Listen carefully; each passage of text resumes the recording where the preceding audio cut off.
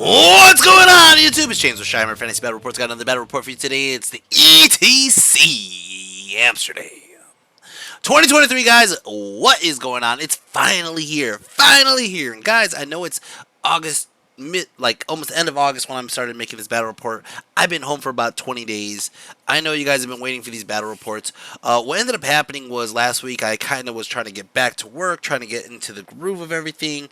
And what ended up happening was I was working so much, I was stressed out. I ended up getting sick. I ended up getting tonsillitis. And tonsillitis, it floored me for like 2 or 3 days, where I couldn't talk. I can't make a battle report. I could barely talk. A couple of you guys actually played a couple games with on Universal Battle those days, and you guys heard me talking like this. I talk like a Patty and Selma, Anyways, so I just got my voice back. I literally just I had to take a couple days off to just rest my voice. But now that I am back, I'm here to explain to you what has happened at the ETC Amsterdam, guys. So first of all, coming up to this day, there was a lot of friends who wanted to hang out in the city center. It wasn't easy to get from the hotel to the city center, but it was easy to get from the hotel to the venue. That I will say. We ended up getting a ride. One of our players, Javier, he ended up getting rented a car. So Jesse, myself, and Amanda got a ride with him. And then T-Bolt actually drove from Paris here, so he ended up picking up the rest of our team and taking them. So we ended up having a way to get to the venue very easily during these days. Now, as for the event itself, I didn't do the ESC. Here's a picture of Bob and Nick's army. Beautifully painted, by the way, beautifully. I didn't play the ESC, which kind of bummed me out. I did want to play the ESC. I love playing where they had 6 games the day before. I would have loved to have played the tournament before. I would have loved to have 6 games. I've never been to an ESC where they actually have 6 games, and this would have been a fun one to do. But going into France, now we had we had the biggest time. We knew our opponent ahead of time. We knew our opponent for a month ahead, right, roughly. So we had time to prepare and understand and dive into the lists. What ended up happening is we didn't utilize that time as well as we should have. I'm just saying that straight up from the get-go. The year before, when we were playing Slovenia, we hammered that list. We hammered it 100 times over. This time I felt like coming up to the month of the tournament, it was a lot harder to communicate and get games in with our team online. That's just my take on it. Okay, going into the breakdown of the matrix, right? And this is one of the reasons why I brought this up, is some of the matrix wasn't even filled out. I was actually very adamant and kind of like, guys, put in your matrix, guys, put in your matrix, guys, put in your matrix. At least the only 2 I knew that were completed was actually Canada and France. And Canada because we had a scrimmage against them, and then France because we knew we were going to play them first. All right, going into the matrix, I'm going to explain to you guys a little back scene here. I had one player, Gonzalo, who didn't really have. He had maybe 1 bad match, maybe 2. But that was it, and the maybe 2 was really, it could go either way, kind of a deal. Outside of that, usually most of my players had at least 2 red matches or more on France, right? So it leaves me to the option of, can we throw Gonzalo first, and what are the options? What I ended up doing was going through every single list and seeing, does the Vermin Swarm have at least 2 counters? Does the KOE at least have 2 counters? Does the... wait, let me write that down correctly. That's that. Okay. Does the KOE have 2 counters? Does the Ogre Con have 2 counters? Does every army have 2 counters from our team if they throw that person first? Because if they didn't, then Gonzalo was not the right pick. Okay, so going into this match, we meet up with Team France, and a couple of these guys I've actually met a couple times before. I know Benjamin; he's my Facebook friend, and I've played France. I want to say this is my 3rd time playing them if not third, fourth. I know for sure I played him the first year when I went in Greece.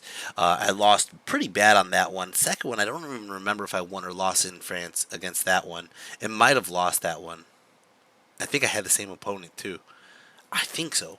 But anyways, this year is totally different team. Not entirely different. And the opponent I get, which if you saw the title of the video, you know I got the Undying Dynasties. He actually came last year with similar list, I think. And then I know the Juggernaut was there. I know Benjamin was there. Yeah, but the rest kind of I don't really recall. Anyways, so going into this match, I'm very confident I'm going to throw Gonzalo first. But now, since I have a month ahead of time to figure this out, I decide who's my second throw, who's my third throw. Okay, so going based on that, all right, the worst case scenario for Gonzalo is the Vampire Coven. He did not want the Vampire Coven. I don't know why. He had his own reasoning. So I'm like, all right, so we just avoid that, right? So the second round would have to be somebody who I feel safe and has, again, the same maybe one or two missteps. That would be Jorge. Jorge's matrix is generally middle of the line. They're not big wins. They're not big losses. It's all roughly around 8 to 12 to 15, 8 to 12 to 13, roughly, usually, unless it's something that he knows he'll lose to. So I put Jorge in for second. Okay, so let's go over that really quick. First round, I drop my card. I throw Gonzalo. Now they give me, I think it was Vampire Coven, and they give me Ogre Khan. Okay, part of me was a little, and this is my own perspective. Ogre Khan was one of the armies that we had a lot of players who wanted that Ogre Khan player. Giving it to Gonzalo, it was a smart play to do because he can't play that Vampire Coven for whatever reason he said. So I was like, all right, obviously we're gonna give it to Gonzalo, but we lost the green somewhere else. That's how I look at it. Okay, I don't remember who they threw out. It might have been Undying Dynasty. It might have been. Don't really remember, but it was either Undying Dynasties, Warriors, Dark Gods, or Vampire Coven. It can't be Vampire Coven. So it was either Undying Dynasties or Warriors of the Dark Gods, right? For Warriors of the Dark Gods, no, it wasn't Warriors of the Dark Gods. It was the Undying Dynasties. I'm pretty sure it was Undying Dynasties. All right, so here's how this happened. They threw out Undying Dynasties first, okay? Once they threw out Undying Dynasties first, what ended up happening is I'm looking at the list, and the list, my whole team does not want to fight this guy. The best player to fight him would have been Gonzalo, but Gonzalo is obviously my first pick for my side. The other one is Lucas, who barely has it as yellow, and then everybody else is either red or orange. And I'm orange. And I decide, I look at it, and nobody wants to fight it, and I'm like, all right, you know what? I actually practiced. I actually got games in against this list because I was practicing. And I was like, it's an orange match for me, but I'm going to throw myself. And if I throw myself, he's going to probably pick me. So I go ahead and I throw myself out right away. They go ahead and pick me. Second round, I throw out Chummer, the Infernal Dwarves.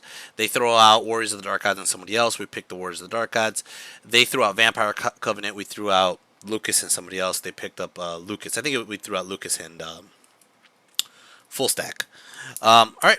So going into the final four, we have my brother Jugs, Titty, who's playing Warriors, Johnny, who's a new person to the team, and so is Full Stack. Full Stack's a new person to the team. Okay, Johnny and Full Stack, I don't know how good they are. I don't. And Full Stack, we try to help them with list ideas. And when I say I don't know how good they are, it's more or less this is the first time I'm going to see them in a competitive setting with high level competition, right? I have an idea of how good they are, but I have yet to see them prove it, more or less, right? So what ended up happening was I have these four left. Our Ogre Khans, our Warriors, our Sylvan Elves, and our Dwarves, right? I know for a fact that our Dwarf list should kill the Saurian Ancients, so I'm trying to get the Dwarf to the Saurian Ancients, you know? My brother had very bad matches. He had a red on Vermin Swarm. He put orange on KOE, but I think it's a red on KOE because that's their best player. And then he had a yellow for Saurian Ancients, which me and him had a conversation, and it's going to come back in our Canada game, but he was like, I don't want to fight Titan Pod. I don't want to fight Titan Pod because he doesn't want to get crushed. I'll finish that story in our Canada game, because that one comes back around, okay? But he doesn't want to fight it. He puts it as a yellow. I think that one he actually had a good chance. Thibaut, on the other hand, knows these players, knows these armies. Thibaut is from France. He's going against France. And the only one he did not want to fight was the Vermin Swarm. What ended up happening was he ended up getting stuck on the Vermin Swarm anyways. We gave Johnny to the KOE. He had it as a small win. But he looked at me and he goes, I don't even know if it's a small win. It might be a tie. I said, that's fine. If you get any points out of this one, because this is the one that most people were afraid of, that's fine. And then somehow, by the glory of the divine, Full Stack ended up getting the Saurian Ancients, which I thought was a bad match for the Saurian Ancients. Okay. That's beyond skill level. That's just list versus list. Okay. So that's the matches. Okay. You can see them right there on the table, laid out. Now, if I was to, and I could do this math real quick if I could get my pen working properly. If we're going based on predictions, we have a 13, 14, that's 10, 14, that's 20, 29, 2, 4, 5, 6, 7, 8. If we're going on predictions, we should have a score of 89, okay? Which is a winning score. It's not the best. It's not 100 or 120. It's realistic, okay? But that's based on everybody's prediction doing exactly what they predicted. Okay? We should have a winning score. Alright. Let's go over my game now. Okay. Here's my opponent, Ezekiel. I'm just going to make sure I'm saying his name right. It's Stephen Cornu, the Ezekiel. Alright. So Stephen, he basically has, well, let's just go over his list. He has a Death Cult Hierarch. He has two of them. He has a Masters. One of them's a Hierophant, obviously. Desiccation, Binding Scroll, Cosmo, and Evocation. The Pharaoh on the horse. I just call this guy the Godslayer. I don't ever call him anything else than the Godslayer, because almost every UD list will have this guy running around. This one happens to be on a horse, but the other ones happen to be on foot. Everybody has a fucking Godslayer. Okay, he has a Nomarch General with the Crown of the Pharaohs. He has a Harbinger with a Sandstorm Cloak. He has 6 Chariots. He has 27 Skeletons. He has 14 Skeletons, 14 Archers, 22 Necroguard, 3 Shopti, 4 Vultures, 2 Scarabs, 3 Shopti, 3 Shopti, 3 Shopti. These 3 Shoptis, these Archers, are the reasons why a lot of people were putting this as an orange match, because these units, they're always hitting on 5s. They could boost it with Cosmo to hit on 4s or get, I don't know, something else to it. And what ends up happening is they're strength 5 shots with 36-inch range. So they'll pick off a War Machine. They'll pick off some... just to give you an example, Full Stack has the Slayers. He's going to pick off the Slayers before they even get a chance to get in. And the thing is, he has so much chaff that you're not going to actually be able to push forward with it. As for my list, I'm just going to go over it real quick. I got Koopa. I got Zod. Oh, I'm sorry. I got Zod on foot. I got Baxter, the Pyromaniac, with Bazooka, the long shot. I got my 28 Orc Feral Orc Adbashers. Last time you guys are going to see these guys on these games. You see 30 Goblins with the Shady Gits and the Legion banner. That's basically giving you ranks and bonuses like that. I got 20 Goblins, Forest Goblin Creepers. These are BGKs. I got my 25 Iron Orcs, which I've been calling Dread's Iron Boys, because it's not Zod, it's Dread, General Dread. Okay, Warboss Dread, excuse me.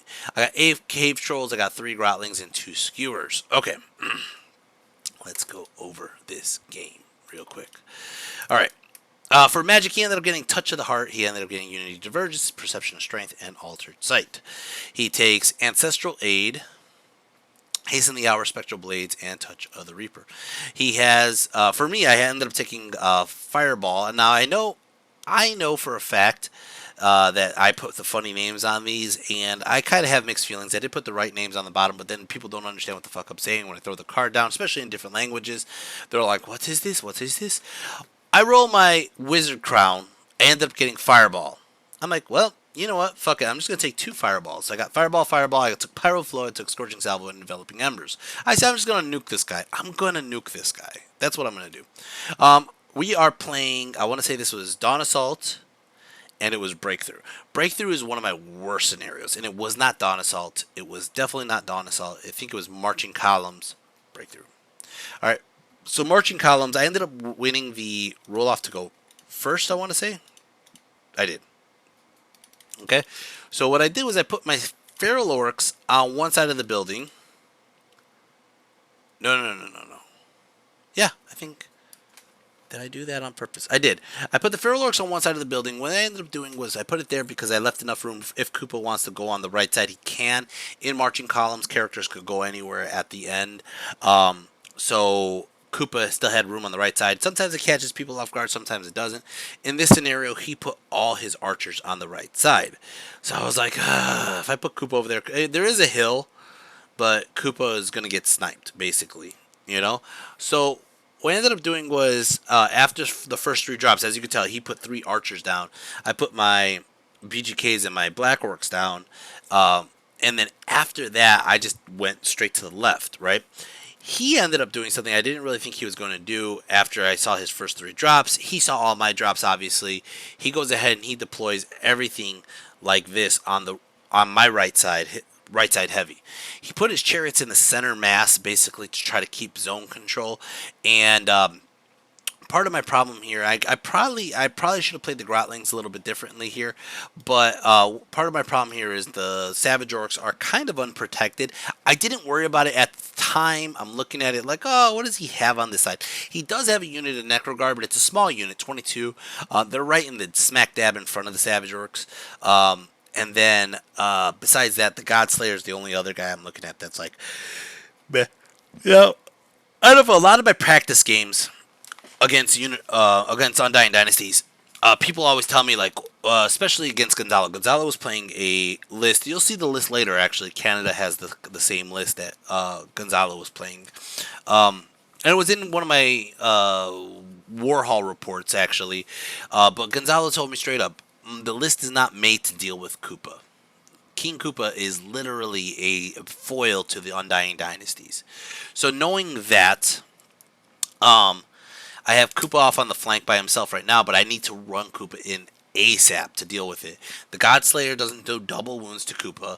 The chariots are only strength 4 chariots. I think, does he have the upgrade? He does not have the upgrade in this one, so I don't care about the impact hits that much. He might get a couple wounds off. He might if he boosts it with the magic. Outside of that, the Necroguards, he doesn't have that many Necroguards to kill Koopa.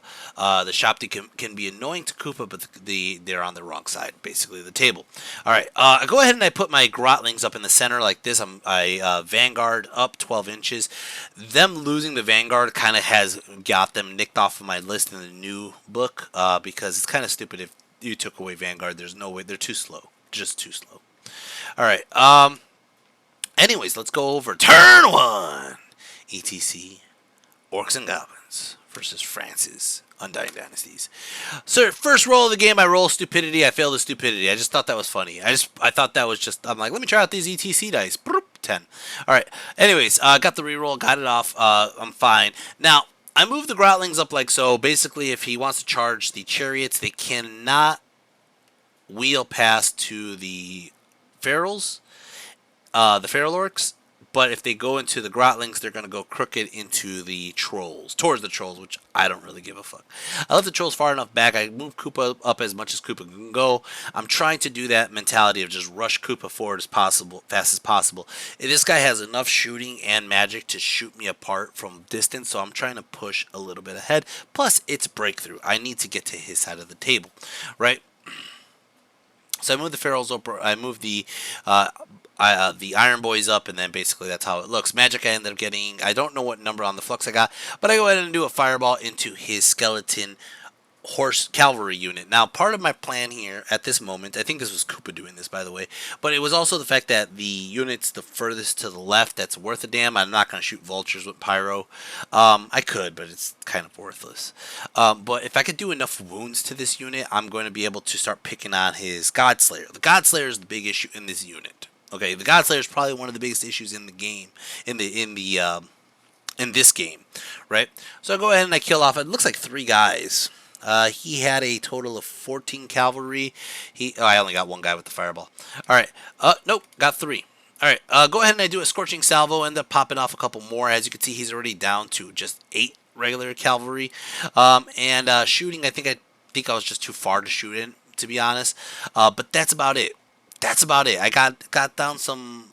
The Scorching Salvo did a wound onto the vultures. It looks like it did a wound onto the chariots, and I don't really think there was much else in range of the 24 other than those 3 units. But he stopped my pyro flow and my other spell, my embers. All right, let's go into turn 1. France. Turn 1.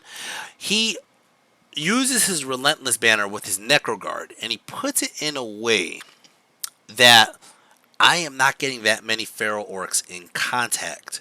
I'm going to have to wheel, and I might have 4 feral orcs in where he has 5 necro guard in, and I would have to pass a frenzy check. You know, this is a smart move. This is a very smart move.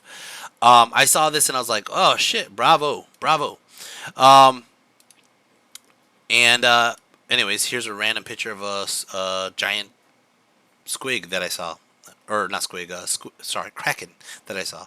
Anyways, Magic got a 1 on the flux, goes ahead and he does Spectral Blades on this unit. I kind of have to let it go. He already has Lethal Strike. It doesn't matter. He had Lethal Strike. It's the rerolls to wound. But what I'm really worried about is the rerolls to hit. The rerolls to hit is much worse, in my opinion.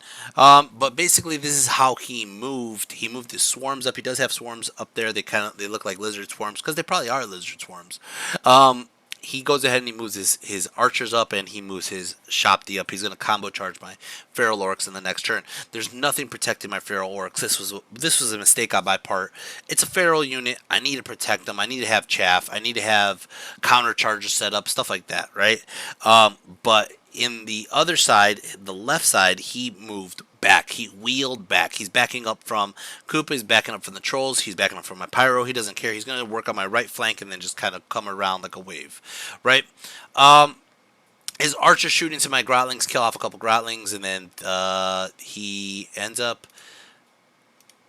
I think the grotling shots were from the cavalry and the chariots. The archers ended up shooting my savages, kill off 3 savages. It's going to start off turn 2, Orcs and Goblins. Orcs and Goblins turn 2. Whew, they failed that frenzy charge. Frenzy charge! Charging in! Ha! Since he didn't kill my grotlings, I'm going to keep them there as chaff. I'm going to move my trolls up. I'm going to move Koopa up. I don't really care. As you can see, he actually bailed on the cavalry unit with the Godslayer. Godslayer went into the brick of skeleton archer, or skeleton, what do they call it? Just skeletons with spears. So he dipped over there because he was afraid of me just picking the unit off with Pyromancy and shooting in the next turn or 2. So I'm going to lose the right side, but he has something, or he's doing maneuvering on the left side with a little bit of a panic mode. Magic, I ended up doing a fireball into this, and what I'm doing, and Baldwin was there watching, and he asked me how I'm doing this. But basically, this guy is on a horse, so he's tall, right? This first fireball was probably from Koopa.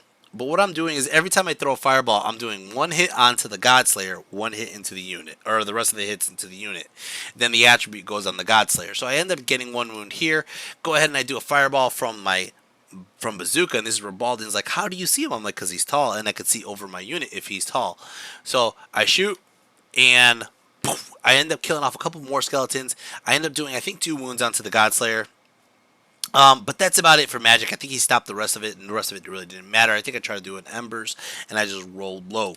Over here, Impact hits, kills off 2 guys. He ends up going ahead and swinging, and oh, did he whiff, or did I whiff? No, he definitely didn't whiff.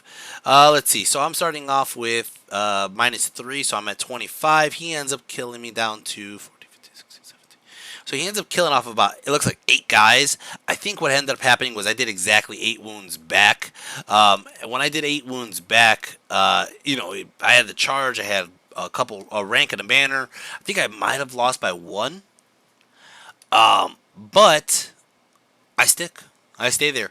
And I end up reforming into ranks right here, facing him off. I know I'm going to lose the unit, but my plan right now is that I'm going to lose the unit, yes, but hopefully I kill this Necroguard unit. If I kill this Necroguard unit, he also has a guy with the Sandstorm Cloak. I'm going to hopefully try to kill him as well. Turn 2, Undying Dynasties. Undying Dynasties turn 2. He charges into my Pharaohs here with his Shopti. Alright, I can't do anything about that. His other Shopti archers are turning around here. They're going to start shooting into shit. That kind of sucks. His swarms get into the way of my Iron Boys, and you can see his chariots are trying to do some stuff here. His guy who was getting picked off is bailing again. He knows, oh shit, I'm getting shot by pyromancy. I can't stay here another turn. All right. He doesn't use the vultures for chaff just yet, but he's setting up future chaff. The vultures are in a spot where I'm a little hesitant about where they're at, because if he does a long bomb charge and gets into my goblins, I am screwed on my goblins. Screwed. Okay?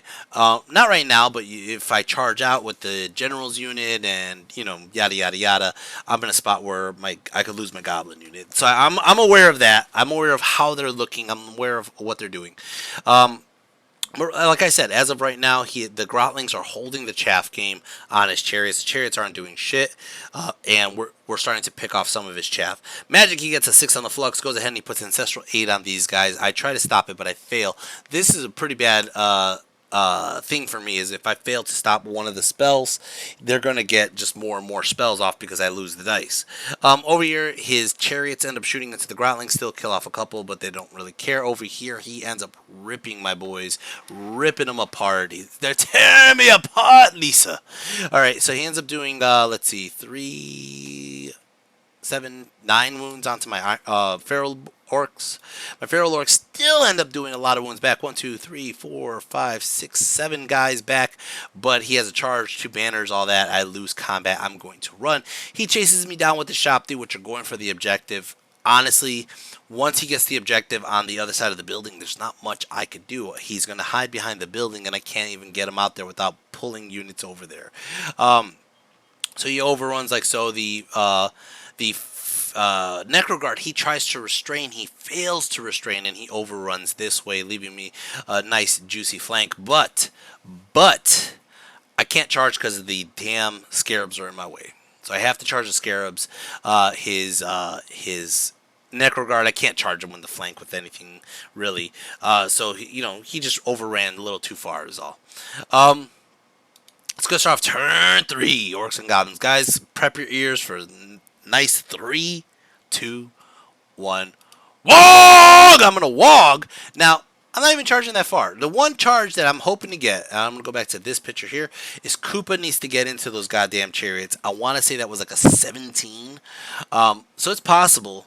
It's possible. It could have been an 18. I think it might have been an 18. If it's an 18, I need a 10. Alright? But if Koopa gets that, he's going to fuck them chariots up. But I need to get Koopa in, man. Koopa's just kind of chilling for a while, and it's been 2 turns. Koopa hasn't charged shit.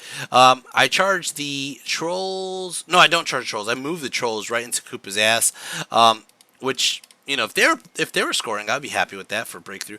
My Iron Orcs have to charge the chaff to get rid of the chaff. My Goblins, like I told you, I'm very aware of those vultures in the background, but I kind of have to just deal with it.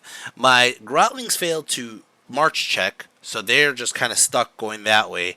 And then my BGKs turn to the flank of the Necroguard. My goal here is to blast the fuck out of these Necroguards. I don't want to give him a chance to keep them alive. I want to just destroy them.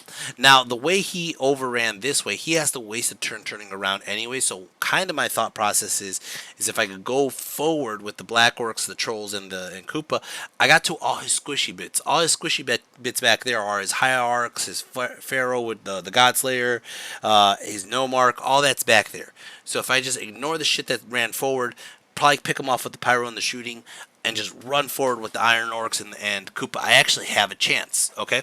So let's go with that. All right. Magic, he ends up doing a Binding Scroll onto my Pyro Flow, and it doesn't look like much else really happened. I try to fucking blast him, obviously. Koopa's in combat now, so that Fireball is missing, and then I end up just probably killing off a couple of his... Let's see how many I do kill off a couple of his Necroguard. He ends up with, I think I killed like 5, roughly, with Pyro and shooting. Okay. Over here. Close combat. Close combat, he challenges out with the Chariot, obviously, Champ. I kill the Champ. I have a charge. I do at least 3 wounds, not including Overkill. Overkill will give me another 3 wounds. So that's like 7 to his banner. He's going to lose by 6, so he ends up losing 2 chariots, 3 chariots basically, because the chariot died. Koopa just wrecked face, and I don't even care that he has another unit right there next to me that wants to charge in. Now, that unit took a beating. That should have been 27 skeletons. He's down to about 18 skeletons because of all the pyro when I was trying to kill the Godslayer, and he did not revive bodies on that unit. So he is hoping to win a combat next round with the charge flank, big flank, banners, all that shit, right? It's going to start off, obviously, my Iron Boys killed the Scarabs. I don't think I want to say I overran, but I might have not. I might have just turned around, and that might have been a mistake on my part. I probably should just overrun. I probably should have, but I don't remember why I didn't. Okay, yeah, it's gonna start off turn 3. I definitely didn't overrun. I should have. That would have been nice. Anyways, turn 3. Undying Dynasties. Undying Dynasties turn 3. Charges in here on the flank. I knew he was going to. I'm not too worried about it. Like I said, he has charge flank, big flank, whatever. Koopa's stubborn. I don't know if he remembered Koopa was stubborn or not. Didn't really matter to me, except for the fact that I need to make that roll. If I don't make that roll, Koopa runs, I'm fucked. I'm fucked. At least the trolls are there. Alright. He sees this charge, and I was avoiding this charge. As you can see, I try to make my ass skinny over here, but he charges the vultures into the rear of the goblins. If he gets in, I'm going to lose this goblin unit. He fails that charge. Woo! My butt was puckered. He does get into the charge into Koopa, of course. That was a non-fail. And then he turns both of these units here towards my Black Orcs and my Goblins. Okay? Yeah, Magic, he gets a 2 on the Flux, goes ahead and he gives these guys Altered Sight. They're going to try to shoot. I think he starts shooting into my Goblins. He's annoyed with my Goblins, so he starts shooting into them. He does revive some bodies here with the fucking spells. And then, like I said, he kills off like 5 Goblins. What ends up happening with the fight with Koopa, though, is he charged into Koopa. He challenges out. I kill the guy, and I'm like, all right, I got 4 wounds to your charge flank, big flank, banners. I'm stubborn. I roll it. I get an 8 right away, and he goes, shit, you're stubborn. I'm like, yep. And he's like, okay. So now I'm looking at it like my Black Orcs need like an 8 to charge the flank, and then I can overrun into his archer unit. And if I overrun into his archer unit, it has his character, both of his Hierophants in there. So I'm like, oh, I could do this. And he sees that. And I mean, he's a smart player. He sees that. And what he does is he conga lines the reform this way, so my Iron Orcs can't overrun into his unit, right? I am not too worried about this because right now I'm going to eat at least these 2 units. That's how I look at it, right? The cavalry is being chaffed. He doesn't charge my cavalry or he doesn't charge my grotlings because if he does, the trolls will eat them the next round. So he doesn't really want to even give me those points.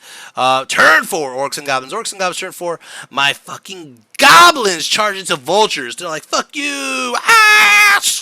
They just go in, right? I contemplated charging the Grotlings in to see if I could get the Trolls in, but I couldn't, so it's not even worth a damn. I don't know why I moved the Trolls over here, to be honest. I'm trying to figure it out myself right now. But the Iron Boys definitely go in charging the flank. Now, what he didn't even realize was my Relentless Banner. Once I noticed that the other Goblins got into the flank there, I popped my Relentless Banner, I made my march check, and I just booked it backwards. Like, fuck you. I turned my Trolls around because, you know what? I don't even need them up there anymore. They're not scoring breakthrough. There's nothing over there after Koopa kills these chariots. And the Godslayer is hiding somewhere. He's not in the cav unit. He's somewhere on the right side somewhere. Okay. Somewhere. I'm looking for him right now. I can't even find the fucking Godslayer. Where the fuck is this guy? Anyways, Magic, you got a 3 on the Flux with these nice Wicked cards. Go ahead and do a Fireball into these guys. I'm still picking off wounds.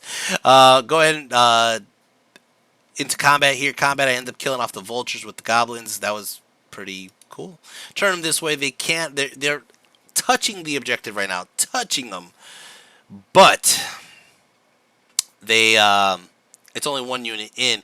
At this point, he's marched 3 units into my objective with his Shop the Archers. I am not going to hold the objective at all. Over here, what ends up happening is I end up getting the charge. My general makes way. I'm going to just destroy a bunch of these guys.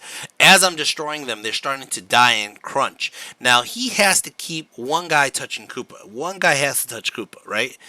But as they're dying, I can move my Iron Orc unit closer. So I'm getting closer and closer to the objective. But I was hoping to get closer and closer to overrun. From like this angle here, it kind of looks like, oh, I can go a straight line into his archers. But once we got to the point where there were you know, like where I'm actually at, I can't overrun past Koopa. And I can't go in a straight line towards them anyways. So I tried. I really tried, but at least I moved myself forward. And when I did this, it actually moved me further away from the Necro Guard and the Shopti behind me. So basically, I was able to crunch this far. And as you can see in this picture, I definitely do not get into his other guys. But this is where they depop. Boop. So I end up reforming, turning Koopa this way to face all his shit that's about to all his squishy shit, and you're gonna watch them all scatter in a second. Turn my Iron Orcs this way, basically, if he wants to fuck with me. He's out of line of sight. By the way, you see this beautiful Mexico line of sight arc? I lose it in this tournament. Oh, it breaks my heart. Aaron Asher from Ohio made this for me back our first year at ETC with Team Mexico, and it breaks my heart that I just lost it. Anyways, but as you can see, his unit's still alive and fresh. I didn't do much in Pyromancy and Shooty yet. Turn 4, Undying Dynasties. He chaffs me with his Shopti. Okay, he moves him in front of my general on purpose. If I charge in, my general's going to get hit with these guys. There's a strength 5 or 6 or something. I think they're strength 5 halberds. Strength 6, I think so. I want to say that's what it is. And basically, that's how the table looks. He ends up bailing all his characters. You can see they went into the ruins. His Godslayer is just south of the ruins, and his Godslayer doesn't want no beef with this. All right, Magic, he gets a 5 on the Flux. He ends up doing haste in the hour into Koopa. I kind of have to let this go. Just let him do his wound to Koopa. I think he shoots into Koopa. I don't know if he does. He does another wound into Koopa. I think it was just a lucky bow shot that got into him. But turn 5, Orcs and Goblins. Orcs and Goblins, turn 5. I'm going to clean up the chaff, clean up the archers, whatever. Right? Now, my Grotlings are still staying over there. I'm just going to shoot these damn cavalry with the shots here. I'm still going to pick my wounds into the Pharaohs, the Necro Guard. I move the trolls forward towards them, and basically I'm like, well, I have no idea what I'm doing with these fucking trolls. These fucking trolls are just kind of like wandering around doing whatever the fuck they want to do, so that's what they're going to do. And then basically over on the left, I have my BGKs still shooting at them. All right, Magic got a 7 on the Flux. These guys decided to play, by the way. Don't know what I did with the 7 on the Flux, but these guys... I remember. Okay. 7 on the Flux. I go ahead and I kill 5 of these guys. 5. Okay? With Pyro. With some bow shots. There's one guy who's in there. He is the Tomb Harbinger with the Essence of Mithril and the Cleansing Storm and the Sandstorm Cloak. Okay? That guy is sitting on the corner. My skewers decide to play. Hit. Wound. Max wounds. Whack! Kill one of them. Fucking pop off the other 2 with like 2 more with the spear through shot. End up leaving just 2 of these guys alone. That was just fucking beautiful. Over here, I'm going to shoot into his cav, kill off a couple more cav. Over here, what the fuck happened to my orcs? I think his Shopti fucked me up. Jesus Christ. Look at how many are left. What the fuck happened? What ended up happening was I ended up charging him. He asks me how much toughness my general is, and I tell him toughness 6, and he's like, fuck that, and he ends up hitting my Iron Orcs. I did not remember him killing that many Iron Orcs. Holy shit. Unless he didn't, and I just haven't put the bodies on. That's what happened. Oh my god. I was about to say, Jesus Christ, man. If that was the case, I would just be taking 3 Shopties with fucking halberds all day. Jesus Christ. No, but he ended up trying to kill my general. That's what it was. He tried to kill my general, but he was kind of overwhelmed with how tough my general was. He failed to wound, and I just fucking punked his unit. I turned my Black Orcs around this way to deal with the other shit. And as you can see, Koopa is stuck fighting archers. I think he gave me a champion in his archers. But basically, that's just going to be that. The 2 Necro Guard are not enough anymore, and his other guys are sitting in the objective, like I told you, just sitting in the back there. Let's go and go into his turn. Turn 5, Undying Dynasties. It looks like I picked off the cavalry, or the cavalry. No, I think the cavalry charged into the flank of Koopa is what it is. His Godslayer is hiding. I want to say he's right by the Iron Orcs, or he's on the other side of Koopa. Can't really tell. I think he's on the other side of Koopa. He's just chaffing my trolls at this point. There's nothing really he could do with that. And then these guys, like I said, are sitting in the objective. Magic gets a 4 on the flux, goes ahead and does Hasten the Hour, trying to pick off wounds onto Zod. For the record, this is one of maybe... No. I was going to say, I don't think... Zod doesn't get many wounds this tournament. Like, period. If Zod does die, he doesn't die from wounds. But this is one of many wounds that, or very few wounds, I should say, that Zod gets. Over here, he starts shooting into my Goblins, trying to kill him, trying to cause a panic before he realized there was a banner of discipline in the unit. Didn't do anything, and then the Trolls go in on turn 6, Orcs and Goblins. For some reason, I'm still stuck on those goddamn skeletons. I think it's because his Cab charged in, and then he just challenged out again. But my Black Orcs go in, and I'm going to pop... oh no, the Cab did not go in.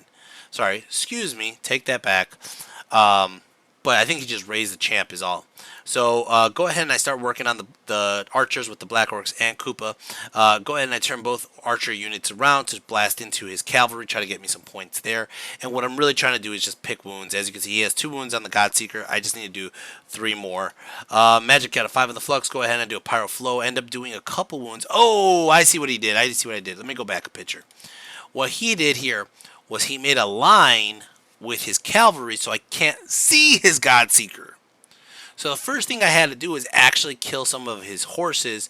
Once I killed a couple, now I can see the Godseeker, and I start hitting him with the Godslayer. So I end up doing wounds with the attribute and wounds with the spells after that. I end up leaving 2 of his cavalry unit alive, and then I try to shoot into him, but I failed to kill that last wound. I thought he had 4 wounds. Apparently he has 5, and I failed to kill him or the cavalry, which was a mistake by me.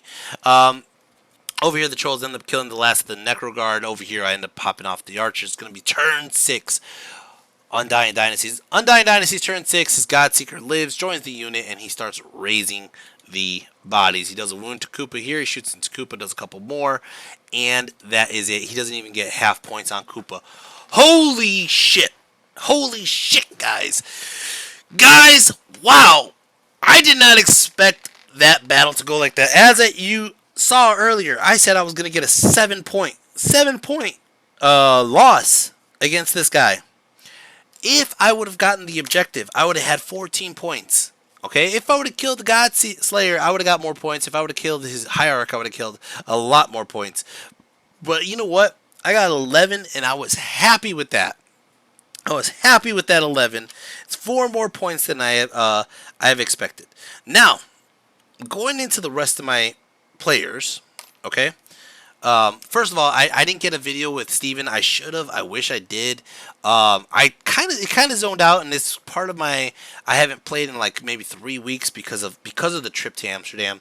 One of my last games, I think Wicked was my last tournament, and Wicked was I want to say like May. This is August. I want to say that. I didn't go to Buckeyes because of the they wanted to play the new Orcs, right? Won't happen this year unless there's a newer Orcs. I don't know. But so I didn't get any games in, so I forgot that I even do the fucking videos at the end, to be fair. I remember on the second day, and then I even forget on another game. So I'm sorry to say that it's a little inconsistent for me. But Steven was a great guy. Probably one of my favorite opponents this whole weekend. He was just a fun guy to play with. As for the rest of my team, though, Gonzalo predicted a 13. He got a 12. He was not far off from his prediction. Jorge predicted a 14. He got a 7. which gives him -7. Lucas predicted a 12. He got a 10. Javier, we were predicting a 14. I can't say he was predicting because we were trying to go over that. We're predicting a 14. We did have a timeout. I did have a timeout with Javier during the middle of my game. He called me over, and it was based on the Titan Pod and some salamanders. I told him from the get-go he should probably nuke these get rid of these salamanders first. But the salamanders were his downfall. They just burned his slayers apart. And then what he needed to do was do a march check in front of his Titan Pod. As soon as the timeout was over, he rolled it and he failed the fucking march check.